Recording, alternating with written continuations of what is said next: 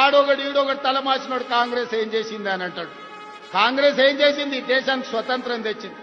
కాంగ్రెస్ ఏం చేసింది? మహాత్మా గాంధీ గారు ఈ దేశం కోసం నేల కొరిగిండు.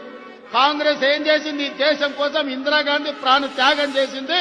ఈ తీవ్రవాదుల చేతుల్లో ప్రాణాలు అర్పించింది. కాంగ్రెస్ ఏం చేసింది?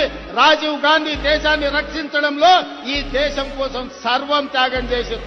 మోతీలాల్ జవహర్లాల్ నెహ్రూ స్వతంత్రం కోసం పోరాటం చేయడమే కాదు, నెహ్రూ 10 సంవత్సరాలు బ్రిటిష్ వాళ్ళు జైల్లో పెట్టినరు.